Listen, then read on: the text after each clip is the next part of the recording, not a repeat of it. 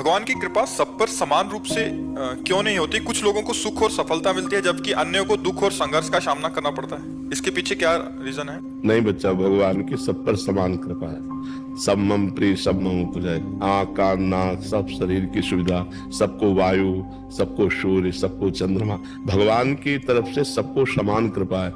जैसे खेती पिता अपने पुत्र को 5 को दे, अब एक ने बबूल बोया, एक ने आम बोया, एक ने गेहूं बोया, एक ने चना बोया, एक ने गन्ना बोया। अब पाने को क्या मिलेगा? बबूल वाले को कांटा मिलेगा, गन्ने वाले को गन्ना मिलेगा, चने वाले को चना। भगवान ने हमको भारत भूमि में जन्म दिया।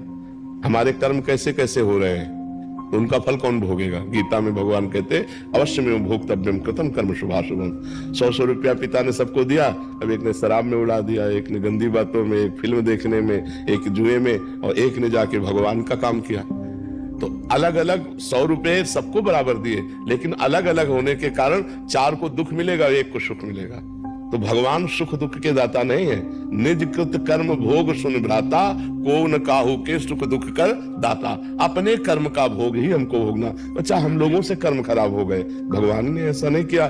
भगवान का कोई प्रिय हो, भगवान का कोई अप्रिय हो, ऐसा नहीं। सब मम प्रिय सब मम उपजाए। सब भगवान के बेटे हैं, सब भगवान से प्रकट है, और सबको भगवान बराबर प्यार करते हैं। सब पर मोरी बराबर दाया, भगवान ने कहा। पर हमारे आचरण बिगड़ गए, हमारे कर्म बिगड़ गए।